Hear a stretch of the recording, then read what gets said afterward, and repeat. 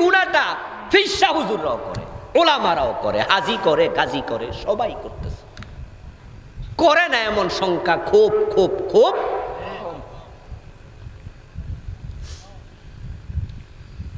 আমার বন্ধু, একটা কবিরা গুনাহ সবাই মিলে করে, এটার নাম গীবত। ও ভাই, এই যে মাহফিল, এই মাহফিল অনুষ্ঠানে মদ পান কেউ যদি করে, মানুষ দৌড়া পিড়াইব। যদি পকেটে হাত দিয়া চুরি করে ধরতে পারলে কিলাইব, ঠিক না? এখানে কেউ বিড়ি টানলে ধাক্কায়া সরাইয়া দিব। এখানে কোনো গুনাহ চলবে না, কোনো গুনার কাজ এখানে হবে না, কেউ মেনে নেবে না। কিন্তু এই মাহফিল গুলা তো কিছু আলেম অন্যের গীবত করে। মাহফিলের মাঝে বক্তা আরেক বক্তার বিরুদ্ধে কাফের ফতুয়া দেয়, ফাসেক বলে, এই বলে, সেই বলে। এমন অভ্যাস কিছু কিছু লোকের আছে না নাই? শুধু বলে না, বক্তা বলতেছে, শ্রোতারাও জিন্দাবাদ দিতেছে, কই জি হুজুর চালা। আশ্চর্য। রাসূল সাল্লাল্লাহু আলাইহি ওয়াসাল্লামের একজন স্ত্রীর কাছে বিশ্বনবী এক ব্যক্তির চরিত্র নিয়ে কথা বলছিলেন। আল্লাহর হাবিব সাল্লাল্লাহু আলাইহি ওয়াসাল্লাম সতর্ক করছিলেন, অমুক লোকটা ভালো নয়, সে তোমার ঘরে আসলে তাকে তার সাথে বেশিক্ষণ আলাপ করা দরকার নাই। সৎসঙ্গে স্বর্গবাস, অসৎসঙ্গে সর্বনাশ। অমুক লোকটা ভালো নয়, সে তোমার কাছে আসলে লম্বা গল্প গুজব করা দরকার নাই। ওই লোকের ব্যাপারে বিশ্বনবী সতর্ক করছিলেন। অন্যের অনিষ্ট থেকে কাউকে বাঁচানোর জন্য তার পিছনেও যদি তার দোষের চর্চা হয়, ওটা গীবতের অংশ হবে না। যেমন আপনার একজন চোরের সাথে বন্ধুত্ব আছে, ওই লোকটা যে চোর এটা আপনি জানেন না, আমি জানি, তাই আমি আপনাকে সাবধান করে দিলাম, ওর কিন্তু একটু বদ স্বভাব আছে। তোমার বাড়িতে আসে যায়, এমনও হতে পারে একদিন দেখবা তোমার দামি মোবাইলটা। এই ওর পিছনে আপনাকে বলছি, এটা গীবত না, এটা হলো সতর্ক করা, কাউকে ক্ষতি থেকে বাঁচা। আমার বাড়ির পাশে একটা মেয়ে আছে, আপনি আমাকে বললেন হুজুর অমকের মেয়েটা আমার ছেলেকে বিয়ে দিতে চাই। ওই মেয়েটা কেমন আমি তো জানি না, মেয়েটা দেখতে শুনতে কেমন আপনি তো ছোটকাল থেকে তারে দেখছেন, আপনার পাশের বাড়ির মাইয়া। এখন আমার কাছে আপনি আমানতদার মনে করে আপনি পরামর্শ চাইলেন। আমি তখন বললাম মেয়েটা খুব সুন্দর, খুব ভালো, ঠিক আছে, কিন্তু বিয়ে করাইতে যাইয়া দেখেন মাইয়ার চোখ একটা কানা। আপনি বলবেন আবুল কালাম আজাদ হুজুর খুব বালা, ঠিক না? বরং আপনি বললেন উনাকে আমানতদার মনে করে পরামর্শ চাইছিলাম, উনি এটা করলো কি? উনি তো আমার সাথে মিথ্যা বলেছে। মিথ্যা বলার কোনো অনুমতি ইসলামে নাই।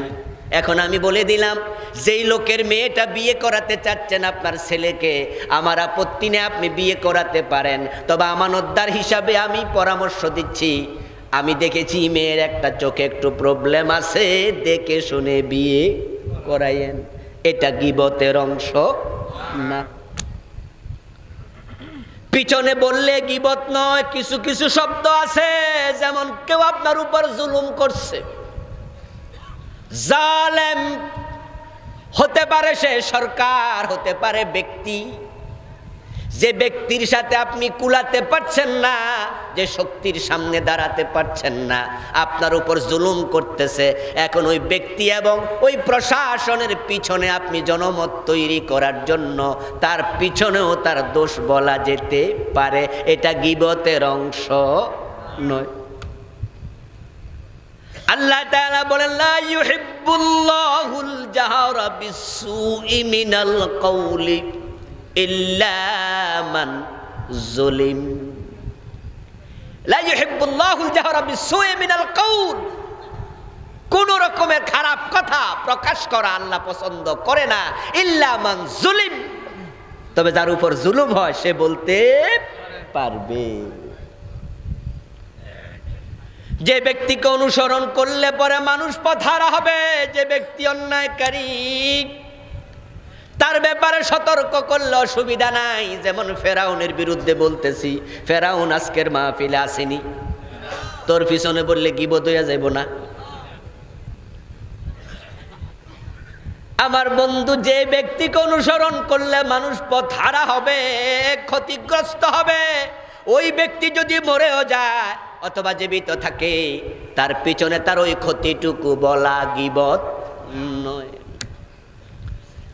কিন্তু আপনি কারো দোষ পেলেন, সামনাসামনি তাকে আপনি হিট করলেন, নিন্দা করলেন, সামনাসামনি নিন্দা করলো, ওয়াইলুন আছে, ধ্বংস তার জন্য যে পিছনে অথবা সামনে নিন্দা। আমার সাবজেক্ট আজকে পিছনের নিন্দা, গীবত, সেটা তো বলবই। ধৈর্য হারা হচ্ছেন না তো? قال النبي صلى الله عليه وسلم الويل واد في جهنم يهبي فيه الكافر 40 خريفا قبل أن يبلغ قعره رواه الترمذي। আল্লাহর হাবিব বলছেন, ওয়াইল হলো জাহান্নামের একটা গর্তের নাম, একটা উপত্যকার নাম, একটা জায়গার নাম, যেই জায়গায় জাহান্নামীকে ফেলে দিলে তলায় যেতে 40 বছর লাগবে।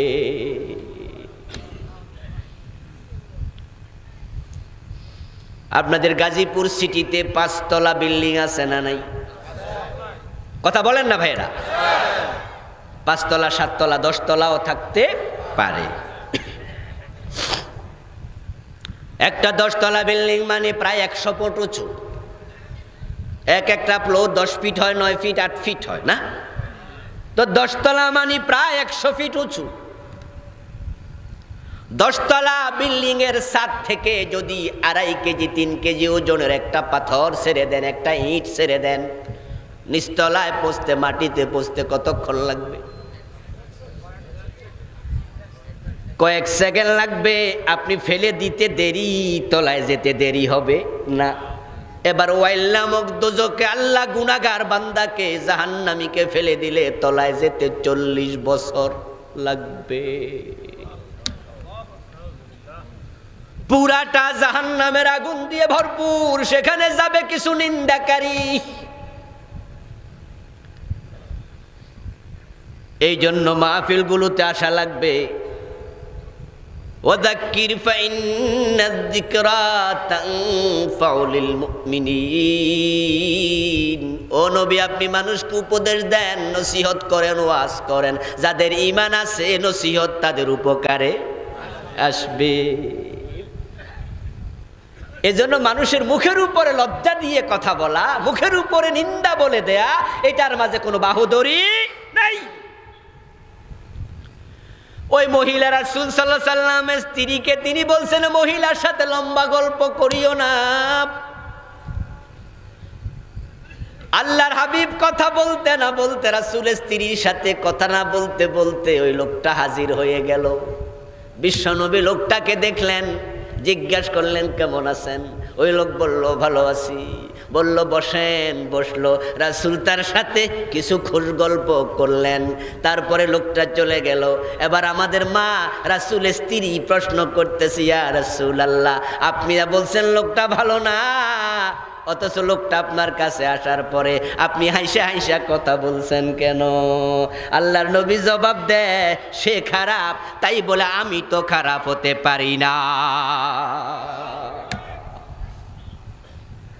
সে খারাপ, তার ব্যাপারে আমি তোমাকে সতর্ক করছি, কিন্তু আমি বদ হই কেমনে, খারাপ হই কেমনে, আমি রূঢ়বাসী হই কেমনে, আমি খারাপ কথা বলি কেমনে? তাহলে বোঝা গেল একজন ভদ্রলোক কখনো নিন্দাকারী হয়।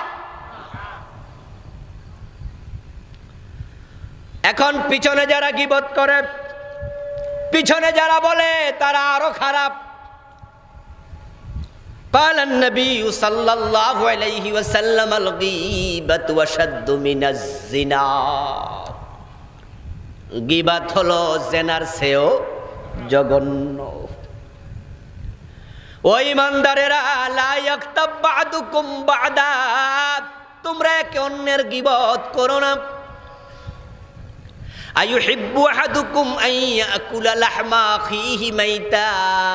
এবার আল্লাহ বলেন, তোমার ভাই যদি মরে যায়, কেউ যদি তোমারে বলে তোমার মরা ভাইয়ের গোশত ছুরি দিয়া কাইটে একটু খাও অথবা কামড়ায়া খাও, তুমি কি এটা পছন্দ করবা? না না, ফাকারিহিতুমু। আল্লাহ নিজে জবাব দেয়, কোন ভাই কখনো তার মরা ভাইয়ের মাংস পছন্দ করবে না খাইতে।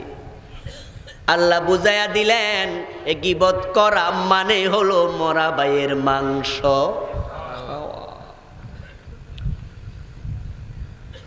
আল্লাহর হাবিব সাল্লাল্লাহু আলাইহি ওয়াসাল্লাম গীবতের প্রসঙ্গে আলোচনা করছিলেন, এটা জেনার চেয়ে জঘন্য। এখন সাহাবায়ে কেরাম তারা বুঝতে কষ্ট হলো, ইয়া রাসূলুল্লাহ কাইফাল গীবাতু আশাদ্দু মিনাজ জিনা। হুজুর, গীবতটা জেনার চেয়ে জঘন্য হয় কেমনে? জেনা করলে তো আমরা তারে পাথর মারি, বিবাহিত হলে অবিবাহিত হলে 100 বেত লাগাই। যে জেনা করে তাকে আমরা বড় খারাপ জানি, কিন্তু গীবত জেনার চেয়ে আরো খারাপ কেমনে হলো? বিশ্বনবী বলেন, শোনো, ইন্নার রাজুলা লা ইয়াজনি ফায়াতুবুল্লাহু আলাইহি। যদি কোনো ব্যক্তি জেনা করে, জেনা করার পরে তাওবা করে, ক্ষমা পেয়ে যেতে পারে, কিন্তু ইন্না সাহিবাল গীবা লা ইউগফারু লাহু হাত্তা ইয়াগফিরাহা লাহু সাহিবুহু। যদি তুমি তোমার ভাইয়ের গীবত করো, তাওবা করলো, ক্ষমা নাই যতক্ষণ সে তোমাকে ক্ষমা না করে। তাহলে জেনার গুনাহ আল্লাহর কাছে ক্ষমা চাইলে ক্ষমা হতে পারে, কিন্তু গীবতের গুনাহ আল্লাহ ডাইরেক্ট ক্ষমা করে না। এটা বড় মারাত্মক গুনাহ। এখন সাহাবায়ে কেরাম অনেকে বোঝে না গীবত কি। তাই বিশ্বনবীকে একজন বললেন, হুজুর, গীবতটা আমাদের একটু বুঝায়া দেন, এত জঘন্য গুনাহ যেটা জেনার চেয়েও মারাত্মক। রাসূল বলেন, যিকরুকা আখাকা বিমা ইয়াকরাহু। তোমার ভাইয়ের পিছনে তুমি এমন কোনো কথা বললা যেটা তোমার ভাই পছন্দ করবে না, এটার নামই হলো গীবত। ইন কানা ফি আখি মা আকুল قال إن كان فيه ما تقول فقد اغتبته وإن لم يكن فيه فقد بهته। সাহাবী আবার প্রশ্ন করলেন, ইয়া রাসূলুল্লাহ, আমার ভাইয়ের পিছনে আমি এমন কথা বলেছি, যেই কথাটা আমি বলেছি ওই কথার কাম আমার ভাই করেছে, আমার ভাই করেছে তাই আমি বলেছি। রাসূল বললেন, পিছনে কইলা কেন? তাই তো গীবত। তোমার ভাই যেটা করেছে তুমি সেটাই বলেছ, কিন্তু সামনে বলে দিলেই তো পারতা, তাহলে সে সংশোধন হতো। সামনে না বলে পিছনে বললা কেন? ওয়াইল্লাম ইয়াকুন ফি ফাকাদ বাহাত্তা। তোমার ভাইয়ের পিছনে তুমি এমন কথা বললে যে কাজটা তোমার ভাই করে নাই, তাহলে এটা হলো বুহতান, এটা অপবাদ, এটা গীবতের চেয়ে আরো জঘন্য। তাহলে কারো পিছনে তার দোষ, তার পিছনে এমন কথা বললেন যেটা বলার কারণে সে শুনলে কষ্ট পেত, এমন কথা পিছনেও বলা যাবে না। এবার বলুন তো, মানুষের পিছনে তাদের দোষ নিয়ে সমালোচনা করার অভ্যাস আমাদের কারো কারো আছে না নাই? কারো কারো নাকি অনেকের? অনেকের নাকি সবার?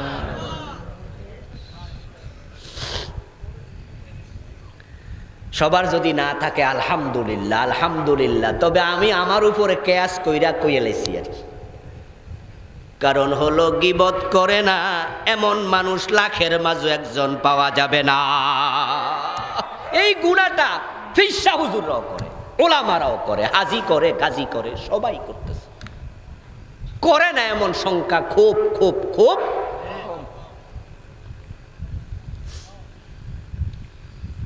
আমার বন্ধু, একটা কবিরা গুনাহ সবাই মিলে করে, এটার নাম গীবত। ও ভাই, এই যে মাহফিল, এই মাহফিল অনুষ্ঠানে মদ পান কেউ যদি করে মানুষ দৌড়া পিড়াইব, যদি পকেটে হাত দিয়া চুরি করে ধরতে পারলে কিলাইব, ঠিক কিনা? এখানে কেউ বিড়ি টানলে ধাক্কায়া সরাইয়া দিব। এখানে কোনো গুনাহ চলবে না, কোনো গুনার কাজ এখানে হবে না, কেউ মেনে নেবে না। কিন্তু মাহফিল গুলা তো কিছু আলেম অন্যের গীবত করে। মাহফিলের মাঝে বক্তা আরেক বক্তার বিরুদ্ধে কাফের ফতুয়া দেয়, ফাসেক বলে, এই বলে সেই বলে। এমন অভ্যাস কিছু কিছু লোকের আছে না নাই? শুধু বলে না, বক্তা বলতেছে, শ্রোতারাও জিন্দাবাদ দিতেছে, কই জি হুজুর চালা। আশ্চর্য। বাংলাদেশে কিছু কিছু লোক মদ পান করে, ছেলেও মদ পান করে, বাপাও মদ পান করে। এমন পরিবারও বাংলাদেশে 2-4টা আছে না নাই? আছে। কিন্তু বন্ধু একই টেবিলে বৈশা বাবাও মদ খায়, ছেলেও মদ খায়, এমন ঘটনা হয়তো পাওয়া লাখের মাঝেও কোটির মাঝেও পাওয়া যায় বাংলাদেশে। বাংলাদেশে ছেলেও বিড়ি টানে, বাবাও বিড়ি টানে, কিন্তু একজন একজন দেখলে লুকায় লায়, ছেলে বিশেষ করে। আর মদ একবার অসম্ভব, এটা খুব কম আর কি, এটা হবে না। ছেলেও জেনা করে, বাবাও জেনা করে, এমনও 2-4 জন আছে না নাই? কিন্তু সামনাসামনি করবে না বন্ধু। গুনাহ হয় অনেক, কিন্তু আলাদা আলাদা লুকায়া লুকায়া। বাবা মদ পান করে বাবার জায়গায়, ছেলে মদ পান করে আরেক ঘরে ছেলের জায়গায়, বাবা ব্যভিচার করে এক জায়গায়, ছেলে করে আরেক জায়গায়। গুনাহ হয় আলাদা আলাদা। কিন্তু বন্ধু খাবারের টেবিলে বইয়া মা বাবা ছেলে মেয়ে ভাই বোন সবাই মিলে পাশের বাড়ির অমুক লইয়া গীবত শুরু করে। খাইতে বসছে আপনজন প্রিয়জন হাজি, বাবা হাজি, ছেলে মাওলানা, মা পর্দানশীল নারী, 5 ওয়াক্ত নামাজ কাজা করে না, ঘরের মাঝে টেলিভিশনটা পর্যন্ত নাই, আল্লাহওয়ালা বুজুর্গ ফ্যামিলি। হঠাৎ করে এবার ছেলে বলতেছে অথবা বউ বলতেছে, দেখছেন নি শাশি আম্মা আমার আজ গাই ডাক কইছে। তখন এবার মা কয়, এটা কইতে পারেনি। ভাইয়ে কয়, এই বেডির মুখ এমনি খারাপ। বাপ হাজি সাহেব আবার কইতাছে, তাহলে দৌড়তাছি সকালবেলা। মানে সবাই মিলে শুরু করে দিছে। শয়তান হাততালি দিয়ে হাসে, আর শয়তান কয়, দেখো সবাই রে কবিরা গুনায় লাগাইয়া দিছি। গীবত হলো একটা জ্বলন্ত আগুনের নাম। ওই আগুন কোনো একজনকে দিয়া শয়তান জ্বালাইয়া দেয়। অন্যের সমালোচনা করে মজা পাওয়া যায়। বিশেষ করে চা দোকানগুলোর মাঝে দেখবেন দোস্ত, যদি দেখা যায় 5জন 7জন এক দলের কর্মী এক জায়গায় বইছে, অন্য দলের নেত্রীর ব্যাপারে কথা উঠছে, সবাই গুতাগুতি খোঁচাখুচি শুরু করছে।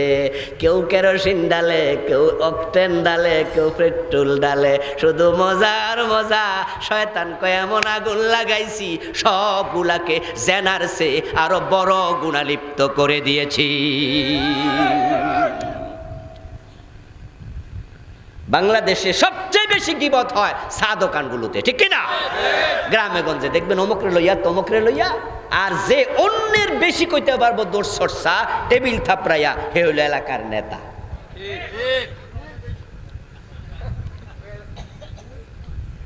অন্যকে নিয়ে দুশ্চর্চা করা এটা ভালো মানুষের স্বভাব না, এটা করবেন না। قال النبي صلى الله عليه وسلم الكيس من دان نفسه وعمل لما بعد الموت। বিশ্বনবী বলেন, দুনিয়ার মাঝে সেই তো সেরা চালাক যেই ব্যক্তি নিজের দোষ নিজে খোঁজে। দোষ যদি খোঁজাই লাগে নিজেরটা খুঁজবেন। একটা দোষও নাই, আপনি ফেরেশতার মতো ভালো মানুষ। এমন কেউ থাকলে তাকে দেখে আমি একটু চোখটা জোড়াতে চাই, দয়া করে একটু হাত তোলা দেন। কিরে ভাই, একজনও নাই। খুব মনোযোগী শ্রোতা, মাশাআল্লাহ, সুবহানাল্লাহ পড়েন, আলহামদুলিল্লাহ পড়েন। কারণ 2-1 জায়গায় দিয়ে বুলে হাত তুলা দেয়, ঠেলা ছড়ে হাত তুলা পরে দেয়, কেউ তোলে না, তখন নামাইলা। কিন্তু আজকে দেখলাম যে একজনও তোলে নাই, এর মানে মনোযোগ দিয়ে শোনা হচ্ছে, তাহলে চোখে জিমানি টিমানি নাই, আলহামদুলিল্লাহ। এবার তাহলে প্রমাণিত হলো এখানে সবার কম বেশি দোষ আছে না নাই? শুধু আমার নাই, ঠিক না? আছে নিশ্চয়ই। হুজুরদেরও দোষ আছে, হুজুররা কেউ ফেরেশতা নয়। কিন্তু বড় পরিতাপ হলো হুজুরদের দোষ পাইলে মুসল্লিরাই সবচেয়ে বেশি ঘাটাঘাটি করে। ছোট্ট দোষ পাইলো চা দোকানে বইয়া খাওয়া শুরু করে, হুজুর এটা করছে। আমার বন্ধু, এটা কখনো আলেমের প্রতি মহব্বত হতে পারে না। আপনার বাবা যদি দোষ করেন, আপনার বাবার দোষ আপনি মানুষের কাছে বলেন না, দোকানে বলেন না। ওই দোষটা বাবার হাতে ধরে পায়ে ধরে আদর করে কপালে চুমু দিয়া আস্তে করে কাছে যাই আদবের সাথে বলেন, বাবা আপনি এই কাজটা করলে তো আমাদের শরম লাগে, মানুষ তো খারাপ কয়, কি করতে পারি। এক ছেলে আমাকে একদিন মোবাইল করে জানলো, হুজুর আমার বাবার একটা দোষ আছে, কুমিল্লা থেকে ফোন দিল, কি করব বুঝি না। আমি বললাম কি দোষ রে ভাই বলো। বলতেছে হুজুর আমার বাবারা আমি প্রতিদিন 500,000 টাকা হাত খরচা দেই, আল্লাহ আমারে অনেক সামর্থ্য দিয়েছে, টাকার অভাব নাই, কিন্তু কানে আসে মাঝে মাঝে আমার আব্বা নাকি মানুষের কাছে টাকা চায়। ভিক্ষা ভিক্ষা, হাওলাত না। কই যে আমার বাবার এই খবর আমার অনেকজনে কইছে, তোর বাবা ভিক্ষা চায় কেন, টাকা চায় কেন। হুজুর লজ্জায় মরে যাই, কি করি বলুন। আমি তখন বললাম, ছেলে বাবার দোষকে কখনো দোষ মনে করবা না। বাবা যত বড় অন্যায় করে বাবার সাথে বেয়াদবি করার অনুমতি ইসলামে নেই। সে তখন বলছে, হুজুর যদি বাবাকে আমি লোহার শিকল দিয়া বেঁধে রাখি বাড়িতে, খাবার টাবার যা দরকার সব দেব। আমি বললাম হাদা হারাম কুল্লু, অসম্ভব, এটা করো না। বাড়ি থাকলে তো আর বাবা মানুষের কাছে টাকা চাইতে পারতো না। আমি তখন বললাম বাবারে বুঝাও, বাবার হাতে ধরো, পায়ে ধরো, বাবার কপালে চুমু দাও, বিনয়ের সাথে বলো বাবা আপনার এই আচরণ আমাদেরকে ছোট করে, লজ্জা দেয়, বেয়াদবি করিও না। ও বন্ধু এটাই মাসআলা সবার জন্য। বাবা মা যদি দোষ করে আমরা বাহিরে বলি না, তাদেরকে বিনয়ের সাথে সংশোধনের চেষ্টা করি। আমার বাবারা আমি যত ভালোবাসি আল্লাহর দ্বীনের জন্য, আলেমদের প্রতি ভালোবাসা সমান নয়, আরো বেশি হওয়া লাগবে। লাউলাল আলেম লাকানান নাসু হায়ওয়ান। আলেমরা যদি না থাকতো মানুষগুলো হায়ওয়ান হয়ে যেত, জীবজন্তুর মতো হয়ে যেত। আলেমদের সম্মান নিয়ে মুহতারাম মুহাদ্দিস মুফতি মনির আহমদ খান হুজুর লম্বা কথা বলেছেন, শুনছেন না? হ্যাঁ। কিন্তু আপনারা আলেমদেরকে নিয়ে বাজারে আলোচনা করেন, এটা বড় পরিতাপ। যখন আমরা ভিন্ন দলের নেত্রীর ব্যাপারে, নেতার ব্যাপারে কথা ওঠে, আমরা কর্মীরা সমালোচনা করি, গীবত করি। এখন বলুন তো আপনারা যারা আওয়ামী লীগ করেন না, শেখ হাসিনাকে নিয়ে এমন কিছু সমালোচনা করলেন, প্রধানমন্ত্রীকে নিয়ে, যেটা জুলমের পর্যায়ে পড়ে না। জুলুম করলে বলা জায়েজ আছে, কিন্তু তার পার্সোনাল ম্যাটার নিয়ে সমালোচনা করলেন। আজকের মাহফিলে ওয়াজ শুনলেন, এটা জেনার চেয়ে জঘন্য। আমি খালেদা জিয়ার সমালোচনা করেছি, আমি শেখ হাসিনার সমালোচনা করেছি, গীবত করেছি। হুজুর বলছে সে ক্ষমা না করলে আল্লাহ ক্ষমা করবে না, এটা হাদিস। এখন আগামী দিন শেখ হাসিনার কাছে ক্ষমা চাওয়ার জন্য যাওয়ার সুযোগ আছে তো, ক্ষমার খবর কি?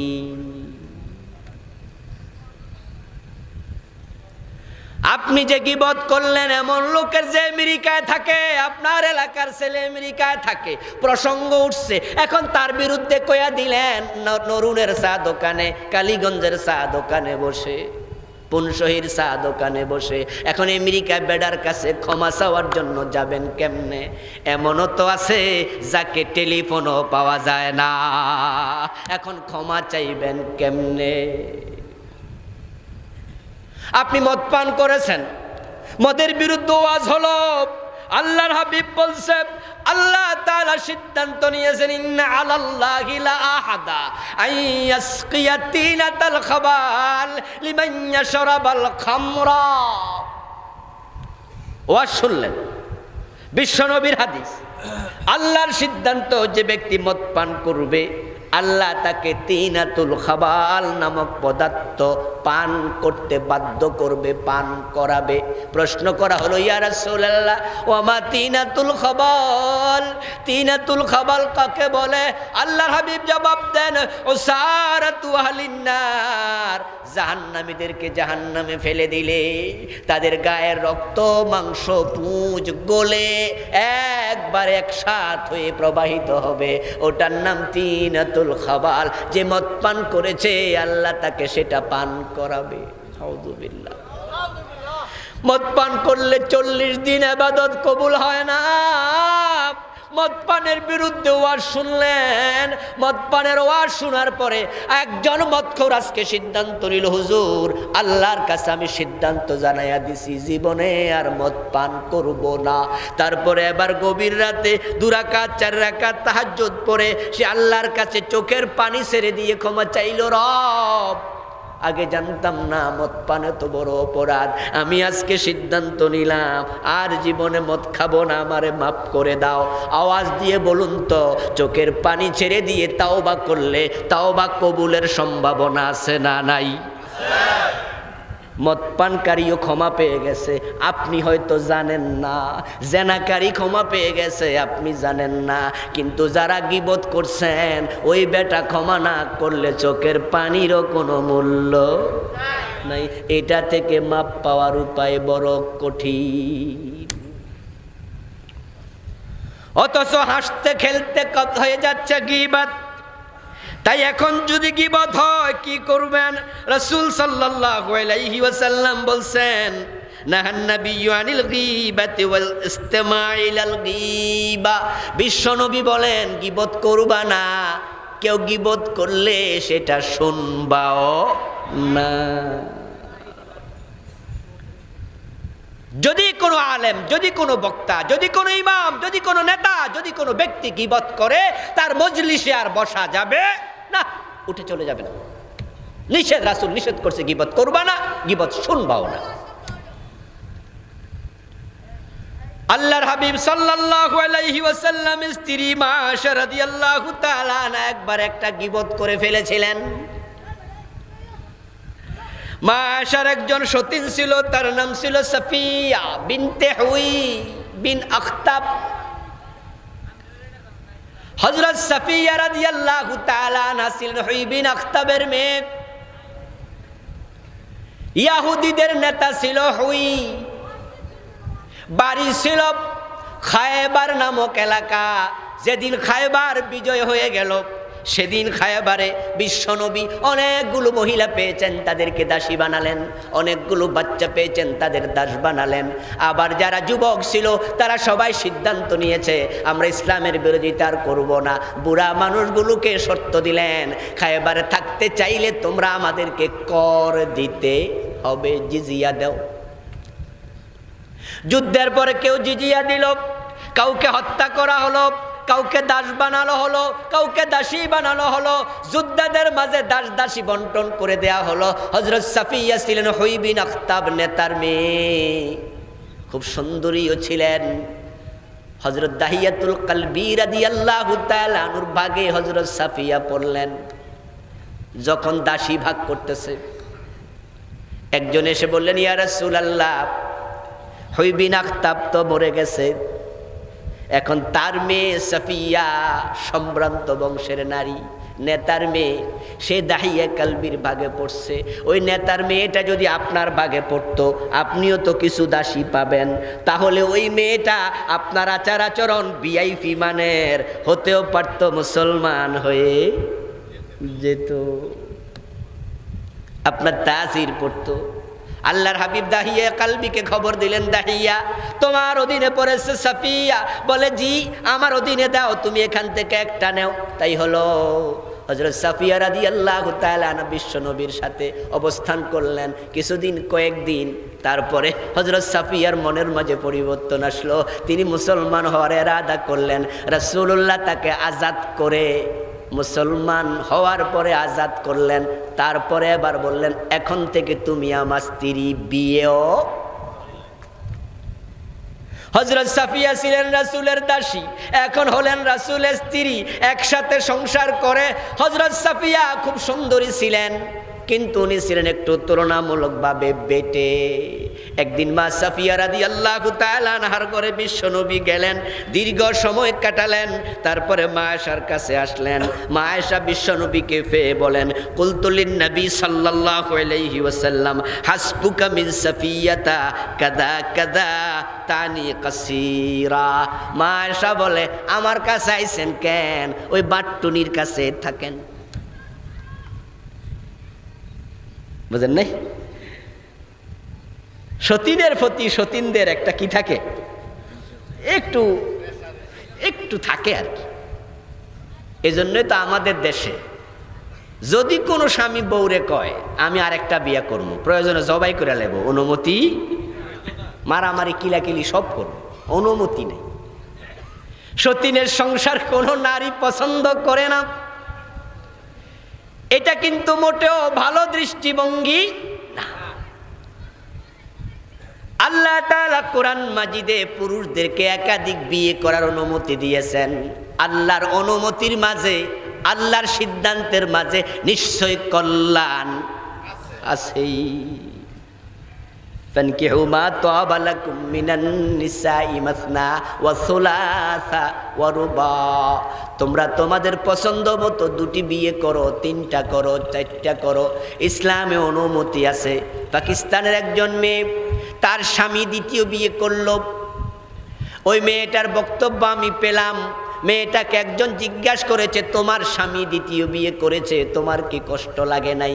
মেয়েটা জবাব দেয়, আমার স্বামী দ্বিতীয় বিয়ে করেছে, আমার কষ্ট লেগেছে, কিন্তু সেই কষ্টটা আমি মেনে নিয়েছি, কারণ আমার রব অনুমতি দিয়েছে।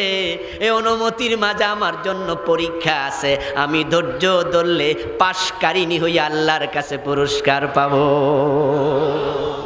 কষ্ট আমার লাগেনি তা না, তবে আমি ধৈর্য ধরছি।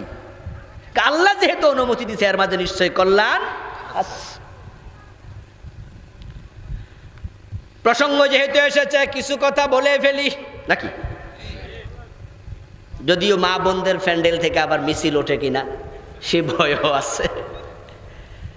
আমার বন্ধু, যুদ্ধের মাঠে পুরুষ মারা যায় অনেক।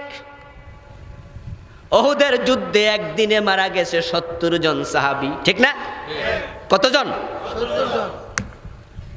যুদ্ধের মাঠে হযরত ওমরের মেয়ে হাফসা রাদিয়াল্লাহু তাআলা আনহার স্বামীও মারা গেছে। যুদ্ধের মাঠে মারা গেল হাফসার স্বামী।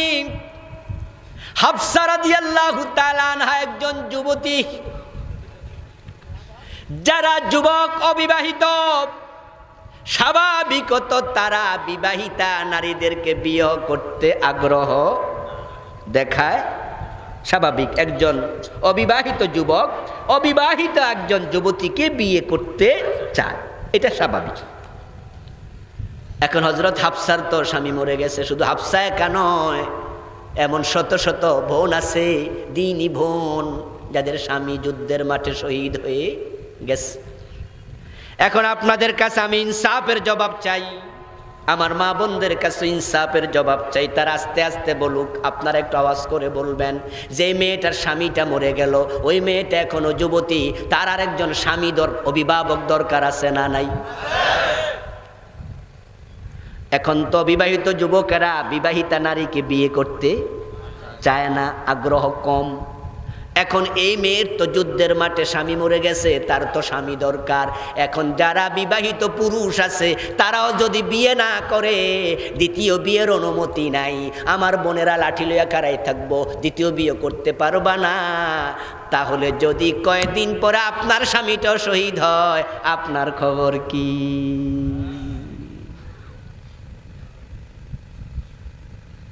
এখন যদি যুবক যারা পুরুষ আছে বিবাহিত, তারা হযরত হাফসাকে বিয়ে করে, অমুকরে বিয়ে করে, তমুকরে বিয়ে করে, তাহলে মহিলাটা একজন অভিভাবক পাইল, ঠিক কি না? আর আমি আবুল কালাম আজাদ, আমিও যুদ্ধের মাঠে যদি চলে যাই, আমার মনে এই চিন্তা থাকে যদি আমি শহীদ হয়ে যাই, আমার বউ আরেকজন অভিভাবক স্বামী পাবে, তাহলে আমার পিছু টান থাকবে না, শাহাদাতের তামান্না আরো বেড়ে যাবে। এখন যে সমস্ত মহিলারা বিধবা, স্বামী মরে গেছে, তাদের বিয়ে যদি না হয়, তাহলে সমাজের মাঝে ব্যভিচার, অনাচার বেড়ে যাওয়ার সম্ভাবনা আছে না নাই? আমার বন্ধু, আল্লাহ নির্দেশনাগুলো মানুষের জন্য কল্যাণকর, তবে আল্লাহর নির্দেশনা একবারে ব্যাপক হারে আল্লাহ দেন নাই। ফানকিহু মা তাবা লাকুম মিনান নিসাই মাসনা ওয়া সুলাসা ওয়া রুবাআ, ওটুকু বলে একটা দুটা বিয়ে করো, তিনটা করো, চারটা করো, অতটুকু বলে আল্লাহ থেমে যান নাই।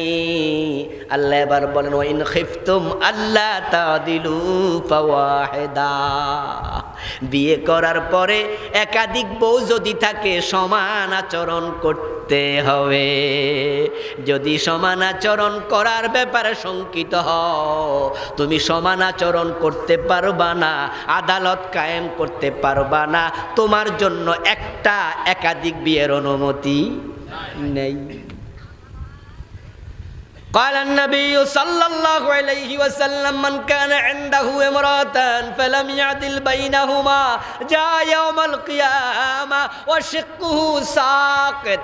আল্লাহর হাবিব বলেন, যে পুরুষের অধীনে দুইজন বউ আছে, তিনজন আছে, একাধিক আছে, যদি সে সবার সাথে সমান ব্যবহার না করে, কিয়ামতের দিন আল্লাহর সামনে যাবে, তার দেহের পাঁজরের এক পাশ থাকবে না।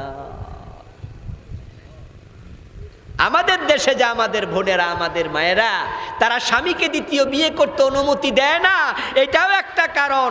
কারণ হাজার হাজার বিবাহিত, একাধিক বিবাহিত পুরুষ আছে যারা পরের বউ ছাড়া আগের বউটারে বোঝেই না।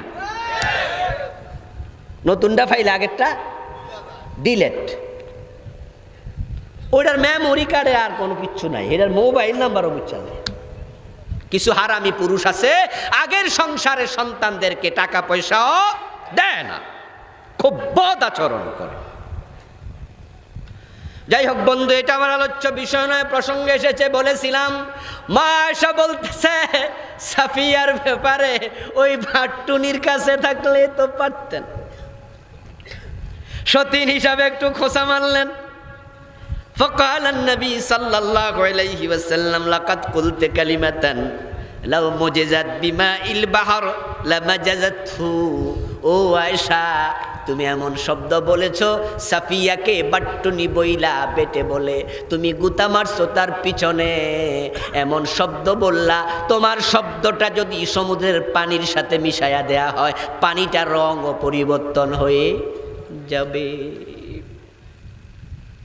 কারো পিছনে আপনি খোঁচা দিলেন, বুঝেন এবার শব্দটা কতটা জঘন্য।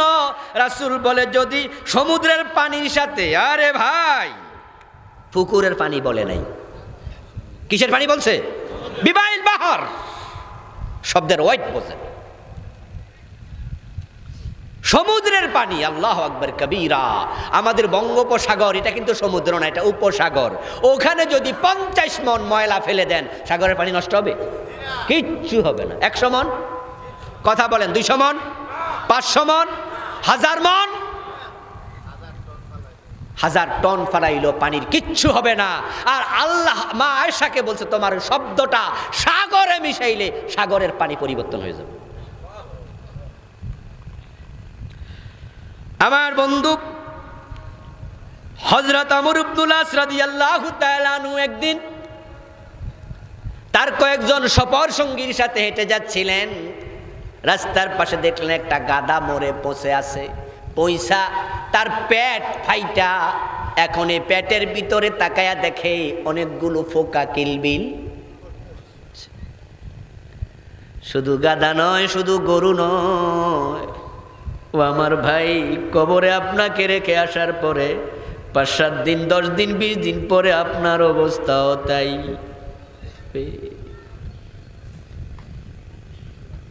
সম্পদ খাবে লোকে, দেহ খাবে পোকে।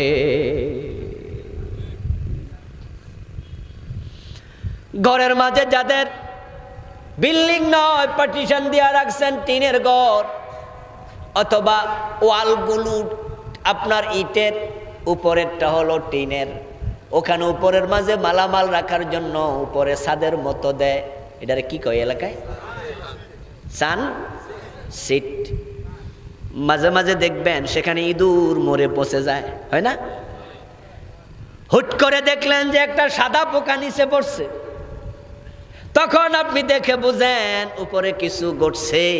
খুঁজা দেখেন মরা ইঁদুরের গায়ে অনেকগুলো পোকা। শিক্ষা নেও মুসলমান, তোমার মরার পরে কবরে তোমার দেহেরও ঠিক তাই হবে। ও যুবতী নারী, ও আমার প্রিয় বোন, তোমাকে বলছি তোমার দেহ মানুষকে দেখায়া হাঁটো না। টোটে লিপস্টিক লাগায়া, কপালে টিপ দিয়া, গায়ের চেহারাটার মাঝে আরো সুন্দর করে বিভিন্ন রকমের উপকরণ মেখে, বুকের কাপড় ফালাইয়া মানুষের সামনে সৌন্দর্য দেখায়ও না।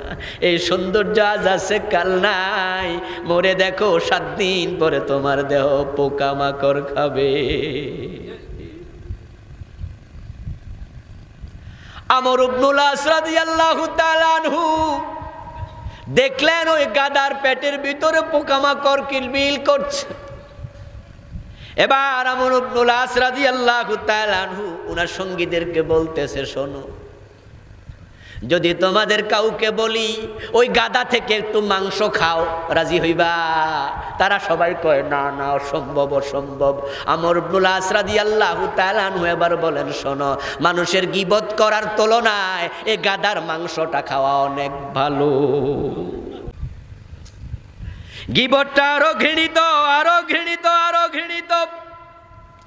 হযরত জারির ইবনে আব্দুল্লাহ রাদিয়াল্লাহু তাআলা আনহু বলেন, কুন্না মান নবী সাল্লাল্লাহু আলাইহি ওয়াসাল্লাম ফারতাফাত রিহুম মুনতানা, আমরা বিশ্ব নবীর সাথে যাচ্ছি হেঁটে, হঠাৎ করে দেখি দুর্গন্ধ নাকে এসে পৌঁছলো বাতাসের সাথে। তখন নবী মুহাম্মদুর রাসূলুল্লাহ বলতেছেন, আতাদরুনা মা হাদিহি, কিসের দুর্গন্ধ জানো নাকি? সাহাবারা বললেন না। রাসূল বলেন, কোন মুমিনের গীবত করা হচ্ছে, ওই কারণে দুর্গন্ধ বের হয়েছে। মানুষের এই জাতীয় মৌলিক দোষের অভাব নাই। আমাকে দিছে মাত্র গীবতের একটা অংশ আর হাসাদের। এই বইটা আমি নতুন লিখেছি, নভেম্বরে প্রকাশিত হয়েছে। ব্যক্তি ও পারিবারিক জীবন ইসলাম, মানুষের 15টা মৌলিক দোষ, জঘন্য জঘন্য, আমি এখানে এনেছি। এই বইটা আজকে স্টেজে পাবেন, মাত্র মনে 10, 15 বা 20টার মতো আছে। মাহফিলের পরে নেবেন, পড়বেন। আমার বন্ধু, গীবত এত জঘন্য গুনাহ, এত জঘন্য গুনাহ। কোন সাহাবী যদি গীবত করত, অন্য সাহাবী তার কাছে আর বসতো না, উঠে চলে যেত। এখন যারা গীবত করে ফেলেছি, এমন লোকের গীবত করছেন যে কাছে দাঁড়ে নাই। এখন কি করবেন? বিশ্বনবী এই জন্য একটা থিওরি দিয়েছেন। আসলে ইসলাম এমন সহজ একটি ধর্ম, যে ধর্মের মাঝে সব সমস্যার সমাধান। কথা বলেন না? সব সমস্যার সমাধান আছে না নাই? আওয়াজ করে বলুন, ইসলাম কি সমস্যা বাড়াতে আসছে না কমাতে আসছে? এই জন্য সমস্যার সমাধান নাই, এমন কোন সমস্যা নাই। আমরা ছোটকালে মিছিল করতাম, সব সমস্যার সমাধান দিতে পারে আল কোরআন। কোরআনের ব্যাখ্যা হাদিস, শুধু কোরআন বললে হাদিস এসে যায়। ওয়াজ শুনে অনেকে মনে মনে ভাবছেন যে তাহলে গীবত যা করছি উপায় তো আর নাই, কারণ কত বেড়া আছে গীবত করছে মইরাই গেছে। বাইসা থাকলে খালেদা জিয়ারও কোনো না কোনোভাবে পাওয়ার সম্ভাবনা আছে। দইরা মাপ চাইলাম যে ম্যাডাম কিছু কইছি মাফ করে দেন। শেখ হাসিনারও পাইয়া যাইতে পারেন, কিন্তু যে মইরা গেছে হে রে তো পাওয়ার সম্ভাবনা আর। যে আমেরিকা থাকে হেও বাংলাদেশে আইতে পারে, বা কোনোদিন মোবাইলে পাইয়া যাবেন, কিন্তু মরা লোকের গীবত করছি হেইডা হইব। قال النبي صلى الله عليه وسلم إن من كفارة الغيبة أن تستغفر لمن اغتبته فتقول اللهم اغفر لي واغفر له سبحان الله পড়েন ইসলাম সহজ না কঠিন জোরে বলেন সহজ না কঠিন জান্নাতের রাস্তা কয়টা যারা জানেন তারা বলেন জান্নাতে যাওয়ার রাস্তা কয়টা মাশাআল্লাহ একটা শুধু এবং সেটা কিন্তু বাঁকা নয় সেটা একবারে সোজা ইবনু মাজার মুকদ্দমা এসেছে রাসূল সাল্লাল্লাহু আলাইহি ওয়াসাল্লাম একদিন হাতের মাঝে কাঠি নিলেন মাটির মাঝে কিছু এরকম করে করে আঁকা বাঁকা আঁক দিলেন তারপরে মাঝখানে স্ট্রেট একটা সোজা আঁক দিলেন দিয়ে এবার তিনি যারা সাথে ছিলেন তাদেরকে বলতেছেন তোমরা কি বুঝো এগুলো কি তারা জবাব দিলেন আল্লাহু ওয়া রাসূলুহু আলাম আল্লাহ এবং রাসূলই ভালো জানে নাকি আন্দাজ করে কয়ে লাইছে ওরা আমরার মতো না এটা সাহাবাদের আদব ছিল যেটা জানতেন না বলতেন আল্লাহু ওয়া রাসূলুহু আলাম আল্লাহ এবং তার রাসূল ভালো জানে আর আমাদের দেশে হইল আন্দাজে শুরু হয়ে যেত ঠিক না আন্দাজ কারে কয় আমি যাচ্ছি উত্তরবঙ্গে গাড়িতে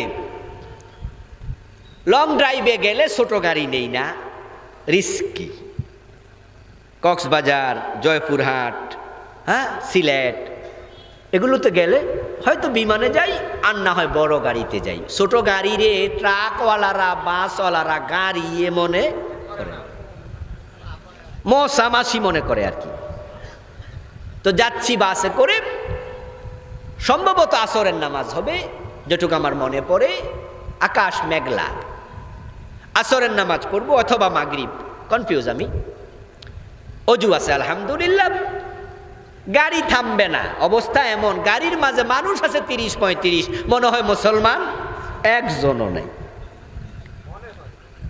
এটাই মনে হয় গত রাতে আমি যে বিমানে করে এসেছি সে বিমানে যাত্রীর সংখ্যা ৩০০-র কম হবে না বিশাল বিমান অনেক যাত্রী ফজরের নামাজের সময় আমি বিমানের ভিতরে টয়লেট আছে ছোট টয়লেট থাকে অজু করা যায় কষ্ট করে করা লাগে পাটা কোনো রকম ধুয়ে আমি দাঁড়ায়া দাঁড়ায়া নামাজ পড়লাম আমি তাকাই আর এদিক সেদিক দেখলাম ফজরের টাইম চলে গেল আল্লাহর একটা বান্দাও নামাজ পড়ল আমার চোখে পড়ে নাই গাড়িগুলোর অবস্থাও ঠিক তাই হয় আমাদের দেশে নামাজের সময় চলে যায় ড্রাইভার হেল্পার আপনার যাত্রী কারো যেন খবরই নাই অথচ হাদিস হলো একজন মুমিন একজন কাফেরের মাঝে পার্থক্যকারী শুধু কি নামাজ যার নামাজ নাই তার ঈমান নাই লা দীনা লিমান লা সালাত লাহু ইবনে মাসউদ রাদিয়াল্লাহু তাআলা আনহু বলেন লা দীনা লিমান লা সালাত লাহু যে ব্যক্তির নামাজ নাই সে দ্বীনের ভিতরে আছে দাবি করার অধিকারও নাই কোন প্রসঙ্গে জানি বলছিলাম উত্তরবঙ্গ যাচ্ছিলাম আরে ফোক পড়ছে ভাই একটু ফোকা পড়ে গেল কেমনে আবার একটু চা দেন নামাজ পড়ব গাড়ি তো থামবে না থামার সম্ভাবনা নাই তাই আমি ভাবলাম যে হেল্পার আছে কি বলে জানি এগুলোকে কি বলে কন্ট্রাক্টর না আরো সুন্দর নাম কয় সুপারভাইজার বিআইপি নাম সুপারভাইজার সাহেব নামাজ পড়ব পশ্চিম কোনটা বাংলাদেশে তো আমরা এই শব্দই বলি পশ্চিম কোনটা সুপারভাইজার সাহেব আমার জবাব দিলেন হুজুর গাড়িতে কোনো দিক লাগে না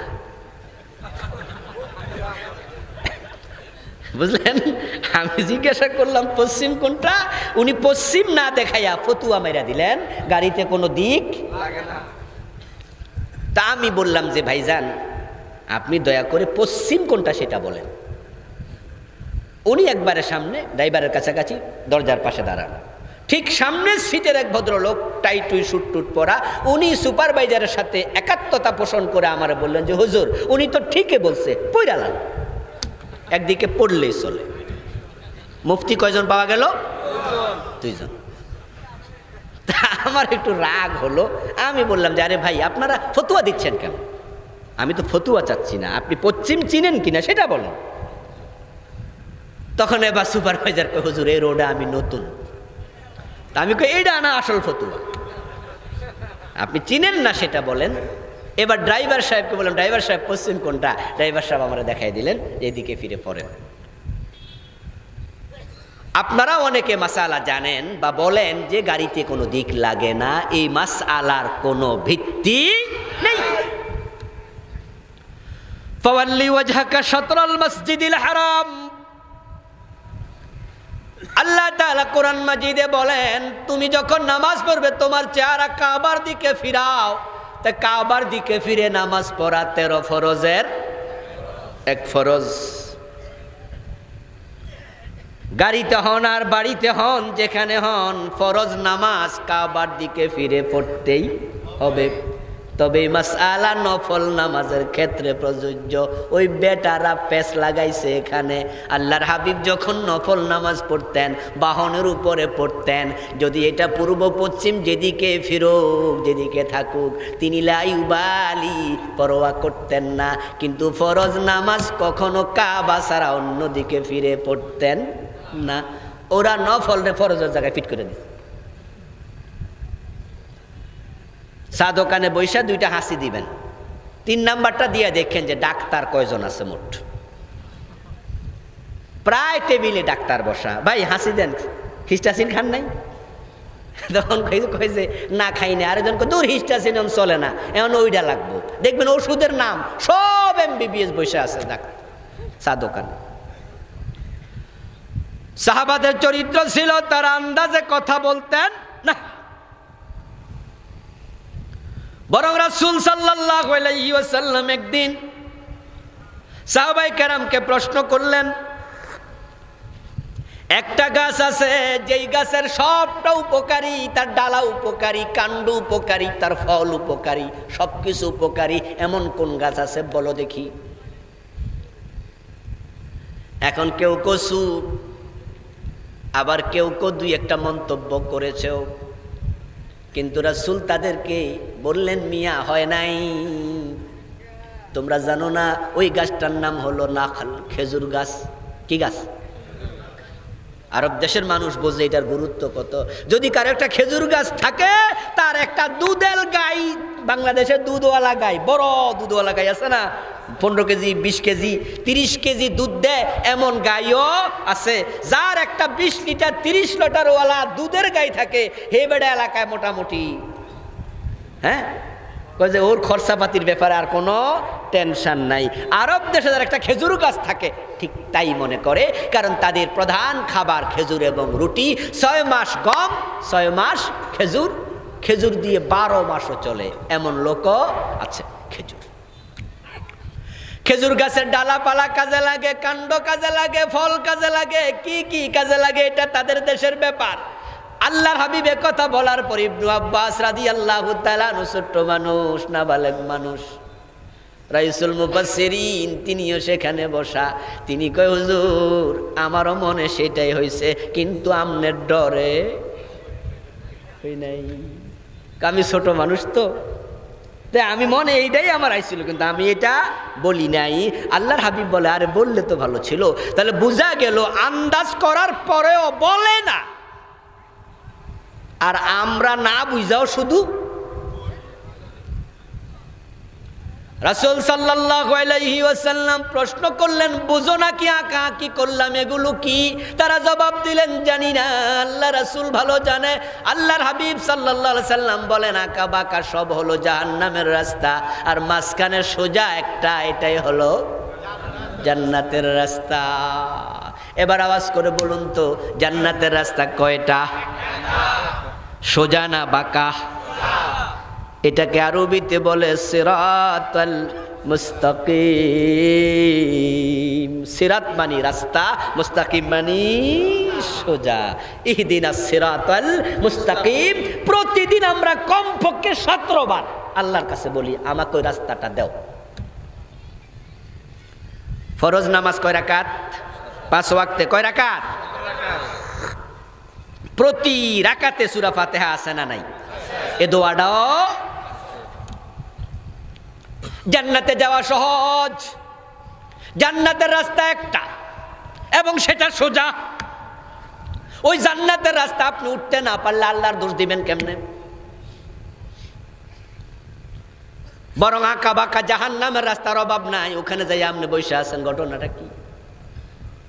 সব সমস্যার সমাধান দিতে পারে তো, সমাধান তো আছে।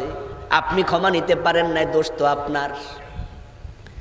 এখন যে মরে গেছে, বিশ্ব নবী বলেন ইন্না মিন কাফারাতিল গীবা, গীবতের কাফারা হলো আনতাস্তাগফিরা লিমান আগতাবতাহু, যার গীবত তুমি করেছো তার জন্য আল্লাহর কাছে তোমাকে এখন ক্ষমা চাইতে হবে।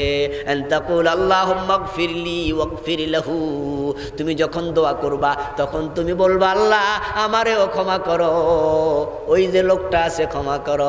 এখন শেখ হাসিনার বিরুদ্ধে যারা আছেন এখন থেকে তার জন্য ক্ষমা, যারা খালেদার বিরুদ্ধে গীবত করছেন মাপ পাইতে হলে এখন এর জন্য ক্ষমা চান। এর মানে হলো আল্লাহ আপনার দুশ্মনরেও দোস্ত বানায়া ছাড়বে।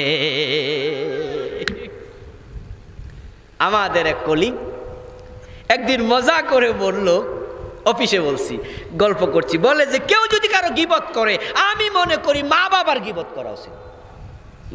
মানুষের কাছে যাই যে মা বাবার বিরুদ্ধে। তা আমি বললাম এটা একটা কথা হইল, মানুষে মা বাবার বিরুদ্ধে মানুষের কাছে কয়ে বেড়ায়। হুজুর দেখেন, গীবত করলেই আপনি ওর জন্য ক্ষমা চাওয়া লাগবে, না হয় আপনি মাপ পাবেন না। তাই ক্ষমা চাওয়ার ক্ষেত্রে সবার আগে থাকবে কে? এখন জন্ম দিল যে তার জন্য ক্ষমা না চাইয়া পাবলিকের জন্য চাইলেন, কারণ গীবত করে মুসিবতে পড়ে গেলেন। এখন গীবত করলে তার কাছে তার জন্য ক্ষমা চাইতে থাকবেন, ক্ষমা চাইতে থাকবেন, ক্ষমা চাইতে থাকবেন। আল্লাহ তখন তাকেও মাফ করবে, ওই আপনার ক্ষমা চাওয়ার কারণে আপনাকেও ক্ষমা করে দেবেন। ইসলামে নাই নাই এমন নাই, সব আছে। এখন যারা পরের হক নষ্ট করে বসে আছেন তাদের কি খবর? গুনাহ করলে তাওবা করো, তাওবা করো, তাওবা করো। আল্লাহ তাআলা কত মহান, ইসলাম কত সোজা, জান্নাত পাওয়া কত সহজ। দেখুন আল্লাহ তাআলা জানে মানুষ গুনাহ করবে। আমি শুরুতে বলেছি অভ্যাসগত গুনাহ আছে, সৃষ্টিগত গুনাহ আছে। গুনাহ করার মতো মাদ্দা প্রবণতা মানুষের ভিতরে আছে। তাই লোভ, ক্রোধ, এ জাতীয় কিছু জিনিস আছে যেগুলো আল্লাহ আপনারে বানানোর সময় আপনার ভিতরে দিয়া বানাইছে। লোভের কারণে মানুষ হারাম খায়, লোভের কারণে মানুষ সুদ খায়, লোভের কারণে ঘুষ খায়, লোভের কারণে এটা করে সেটা করে। এই লোভ আপনার ভিতরে দিছে আল্লাহ আপনারে বানানোর সময়।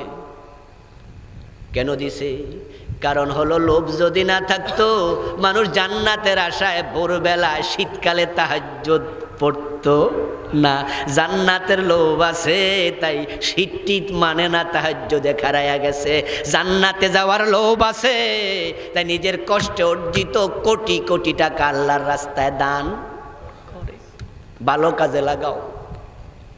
সৃষ্টিগতভাবে ক্রোধ আছে, রাগ, রাগ আল্লাহ মানুষের ভিতরে এটা বানানোর সময় দিয়া দিছে। ওই রাগের কারণে তালাক দিয়া দেয় বউ, আছে না? মানে হলো রাগটারে ভালো কাজে ব্যবহার করে নাই। রাগ আল্লাহ আপনারে বালা কামে দিছিল। দেখবেন বাচ্চার বয়স কত? বয়স মাত্র 2 মাস, 2.5 মাস, 3 মাস। ওই বাচ্চা ওয়াও ওয়াও ওয়াও করে কাঁদছে। 1-2 মিনিট কান্দার পরে যদি দেখে যে মা এখনো কোলে নেয় নাই, কান্দার সাউন্ড কমে না বাড়ে?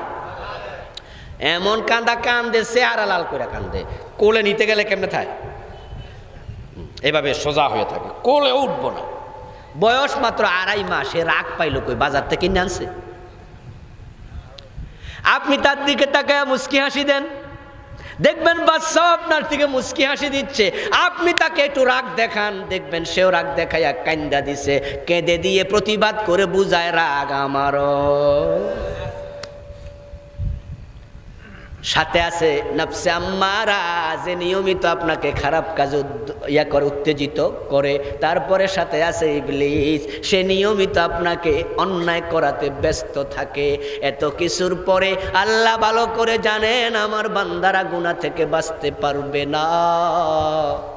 গুনাহ হলো জলীয় বাষ্পের কণার মতো, বাতাসের সাথে ধুলা বালির মিশ্রণের মতো। একজন মানুষ চাইলেও গুনাহ থেকে বাঁচতে পারবে না। আমার গায়ে জামা আছে, ধরুন আমার বাসায় এসি, আমার গাড়ি এসি, আমার অফিস এসি, আমি গাড়ি থেকে বাহিরে খুব কম থাকি। এ অবস্থায়ও যদি এই জামা গাদ দিয়া 7 দিন 5 দিন থাকি, তারপরেও জামাটা ময়লা হওয়ার সম্ভাবনা আছে না? গুনাহ থেকে আপনি যতই বাঁচতে চান, কিছু গুনাহ হয়ে যাবে, এটা আল্লাহ জানে। এই জন্য আল্লাহ তাআলা তাওবার দরজাটা খুলছেন, এখনো বন্ধ করেন। আপনি গুনাহ করতে করতে মাথা পার হয়ে গেছে গুনাহ। আপনার গুনাহ যদি হয়ে যায় আকাশের মেঘ পরিমাণ উঁচু, আল্লাহর রহমত আসমান পরিমাণ উঁচু। সাবাকাত রাহমাতি গাদাবি, আল্লাহ লাউহে মাহফুজে লিখে রেখেছেন। এই শব্দটা প্রথমে লিখেছেন, কলমকে বানায় আল্লাহ জিজ্ঞেস করে, ও কলম লিখো দেখি, লিখো। ফাকালাল কলামু মাযা আকতুবু, কি লিখবো ইয়া রাব বলুন। আল্লাহ কয় লেখো লাউহে মাহফুজের মাঝে সাবাকাত রাহমাতি গাদাবি। আমার বান্দারা যত অন্যায় করুক, আমার ক্রোধের উপরে, আমার রাগের উপরে আমার রহমত সব সময় বিজয়ী থাকবে। আমার বান্দা যদি ফিরে আসতে চায়, একটা বার তাওবা করে, তার গুনাহ যদি মেঘমালা পরিমাণ উঁচু হয়, পাহাড়ের মাথা পরিমাণ উঁচু হয়, একটা খাঁটি তাওবা করলে একসাথে সব ক্ষমা করে দেব। 100 জন হত্যা করে জান্নাত পাইছে, এমন হাদিসও আছে না নাই? তা আপনি কেন পাবেন না?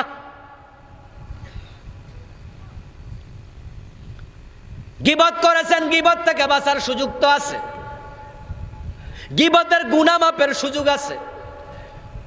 আমার বন্ধু এখন তওবার দরজা খোলাম, আপনি ফিরে যান তওবা করে, আল্লাহ আপনাকে বুকে টেনে নেবে, কোলে তুলে নেবে। কিন্তু পরের হক নষ্ট যারা করেছেন, তারা শুধু তাওবা দিয়ে ক্ষমা পাবেন না, তাদের হক ফিরায়া দিয়া তারপরে তাওবা করতে হবে।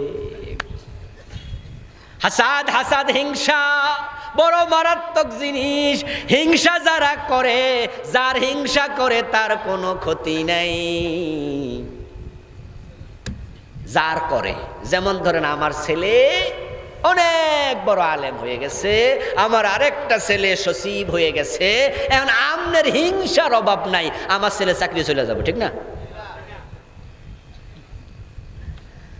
আপনার ছেলে ডাক্তার হয়ে গেছে, MBBS, আমার তো ঘুমে হয় না, হের ছেলে MBBS হইল কেমনে, হে বেটা সার্টিফিকেট বাদ হয়ে যাবো, ঠিক না? এই জন্য যার হিংসা করবেন তার ক্ষতি নাই। ইয়াকুম ওয়াল হাসাদ, আল্লাহ রাসূল বলে হিংসা করো না, বেঁচে থাকো। ফাইন্নাল হাসাদা ইয়াকুলুল হাসানাত কামা তাকুলুন নারুল হাতাবা। আগুনের মাঝে লাকড়ি দাও, যেমন লাকড়িটা জ্বলে যায়। যারা হিংসা করো, তোমার আমলনামা যে নেক আছে, ওই নেকগুলো জ্বলে যায়। মা বোনদের মাঝে পুরুষের তুলনায় হিংসাটা একটু বেশি। তা আমার প্রিয় মা বোনকে বলছি, অন্তর থেকে হিংসা সরান।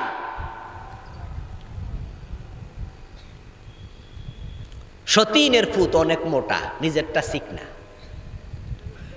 বুঝেন? সাঁতার কাটছে, সাঁতার, দুইজনে সাঁতার কাটছে, কুয়ার পুকুরের ওই পাশ থেকে সাঁতার কাইটা এদিকে আসতেছে। এই পাশে বসে আছে একজন মহিলা, মহিলা বলতেছে, ওরে বাবা রে বাবা, যেন বাঘ আসতেছে রে, পানি 2 ভাগ কইরা লাইছে রে, এরকম আওয়াজ করে বলতেছে। এখন আস্তে আস্তে যখন ও মহিলার কাছে আইছে, মহিলা দেখে এটা তো নিজের কথা কয় না, নিজের, এখন যে কইয়া লাইছে না বাঘ আইতাছে রে, মনে মনে কয় মুখ নীলাইগা যায়, তাই কয় আহারে আমার সিমটা ডানা। সিমটা বোঝেননি, শিখ না। এখন সামনে এসে গেছে, এতক্ষণ তো ভাবছিল এটা মনে হয় সতীনেরটা, তাই কইতাছে বাঘ আইতাছে রে, পানি 2 ভাগ করে লাইতাছে রে, এত বল আইল থেকে রে, সামনে দেখে যে নিজেরটা, আহারে আমার সিমটা ডান। এর আগে সতীনের ছেলেকে বাঘ বলার কারণ কি? কারণ সতীনের ছেলে মোটা হোক তাজা হোক সহ্য হয় না। কিছু লোক এমন আছে হিংসা করে, মানুষের হিংসা করে, বিয়া করতে পারবি না, বিয়া করতে পারবি না। সতীনের ছেলে তোর কাছে মাইয়া কেডা বিয়ে দেয়? পরে দেয়, বিয়া হইছে, এবার কই বিয়া হইলে লাভ কি, ফোলা মাইয়া হইব না, ফোলা মাইয়া হইছে, কই ল্যাংরা হইব, ভালো হইব না। এমন এমনে এমনে কইতে কইতে অবস্থা এমন, লেখাপড়া করে কি লাভ, চাকরি পাইবি না, চাকরি পাইছত বেতন পাইবি না, বেতন পাইছত কই টাকা চলবো না, জাল হইব। শুধু বলছে হিংসার কারণে অন্যের উন্নতি সহ্য হয় না, এমন কিছু লোক সমাজে আছে না নাই? হিংসা মানেই হলো অন্যের উন্নতি দেখে এটা সরে যাক, আমি যেন তার মতো হয়ে যাই, এটা ইসলামে জায়েজ নাই। আলোচনার শেষ দিকে চলে আসছি। প্রিয় ভাইয়েরা, বলুন তো আওয়াজ করে একটু, আপনি যাকে হিংসা করছেন ওই নেয়ামতটা তাকে দিছে কে? জোরে বলেন, কে দিয়েছে? আল্লাহ যাকে দিল, আল্লাহ তারে মাথা ধরে টান মারছে, গলা ধরে কি মারছে? টান মারছে। আপনি দেখে যায় পায়ে ধরে টানতেছেন, নিচে নামাইবেন। এই জাতীয় চরিত্র আমাদের দেশে আছে কিনা? এই উঠা যাবে না, উঠবেন না। এক বেটা জিজ্ঞাসা করলো যে বাংলাদেশের জাতীয় খেলার নাম কি? বলেন বলেন, কথা বলেন। হাডুডু। এটা কি কাবাডিও বলে নাকি এদেশে? আচ্ছা, হাডুডু খেলা, কাবাডি খেলা। বাংলাদেশে এত খেলা থাকতে এইটারে কেন জাতীয় খেলা কই? কয়টা আমাদের চরিত্রের সাথে মিল আছে।